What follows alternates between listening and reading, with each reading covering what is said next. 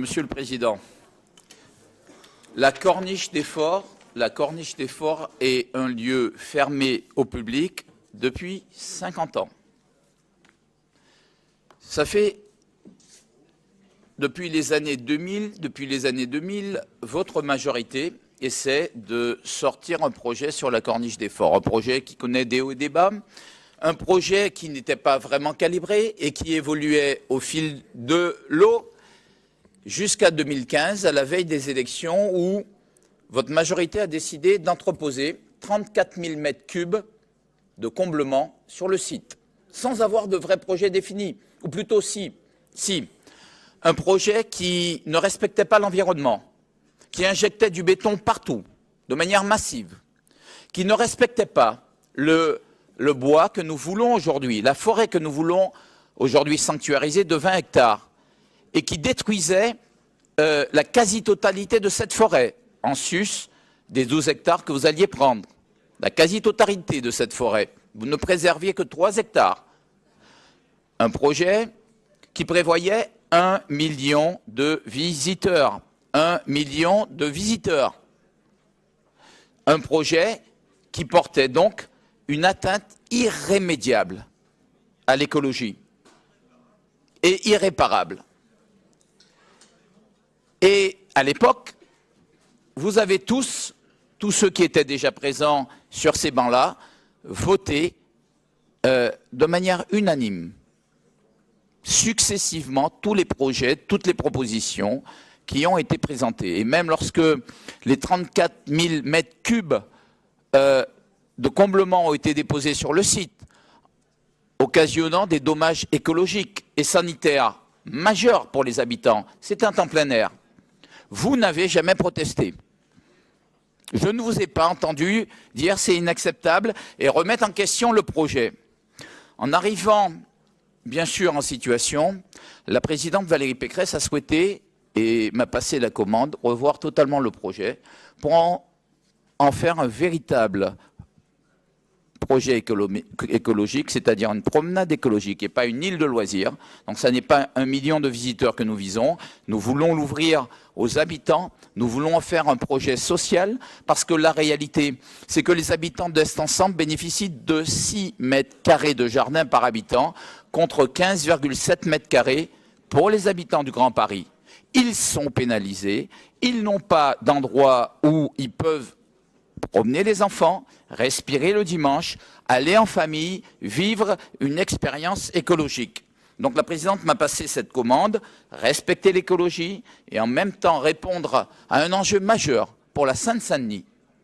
Cet enjeu majeur, c'est de permettre à ceux qui n'ont pas la possibilité d'aller ailleurs, les plus défavorisés de nos compatriotes, eh bien de pouvoir, eux aussi, bénéficier de la possibilité d'avoir à la fois une forêt qui va être en lien avec ce que nous allons mettre en place. Nous allons en parler tout à l'heure. Prévoir aussi quelques équipements très légers et très limités. Nous avons donc revu totalement les projets. Bien sûr, les organisations, les associations ont été parfaitement mis dans la boucle. 5 réunions se sont tenues avec elles. La présidente du conseil régional elle-même a discuté plus de 2h30 avec elle.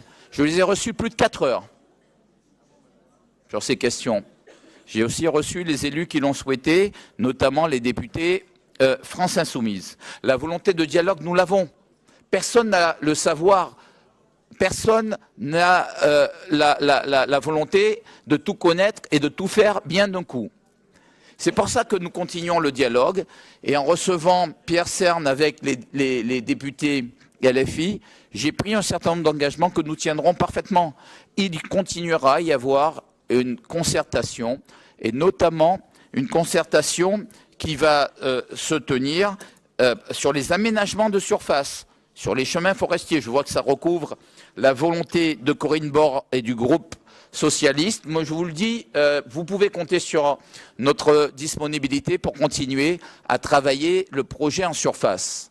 Il y a une chose, par contre, qui n'est pas négociable, c'est le comblement.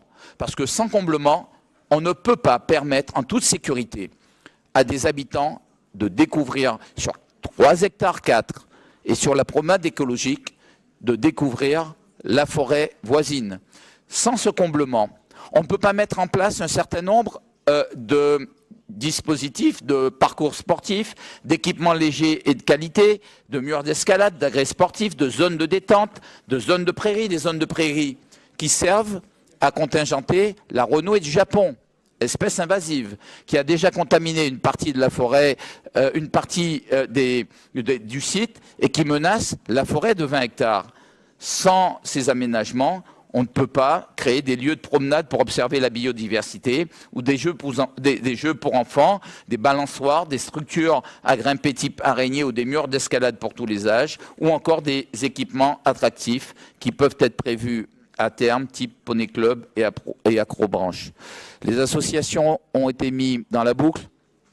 La semaine dernière, une réunion s'est tenue, ou cette semaine, une réunion s'est tenue de travail avec ces associations pour voir ce qu'elles pouvaient nous proposer en termes d'amélioration du dispositif, de contre-projet.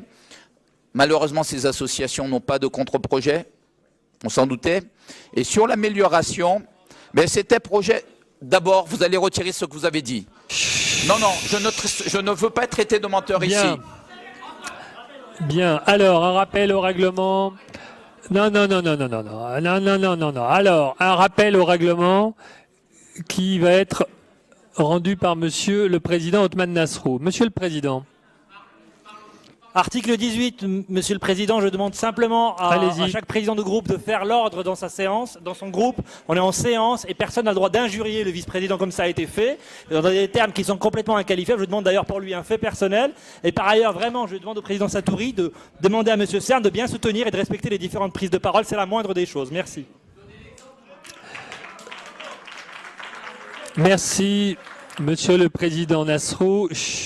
Cette intervention sera donc enregistrée au compte-rendu de la séance. Il appartiendra au vice-président Patrick Karam de déterminer s'il s'agit d'un fait personnel qui sera examiné en fin de séance.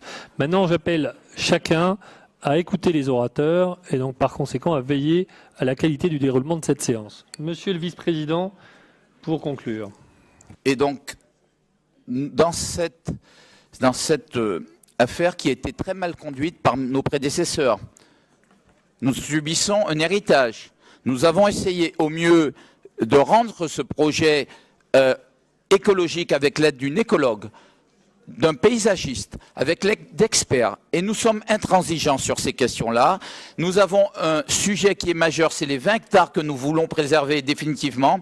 Les 20 hectares que vous vouliez vous détruire. Nous avons un autre sujet aujourd'hui, c'est de faire en sorte d'être à l'écoute des habitants qui vous interpellent et qui souhaitent, eux, que ce projet continue. Donc oui pour le dialogue, toujours le dialogue, encore le dialogue, mais non, nous ne pouvons pas accepter que vous continuiez votre politique d'obstruction après avoir voté un autre projet qui allait détruire complètement le site et allait rendre ce site totalement inhumain.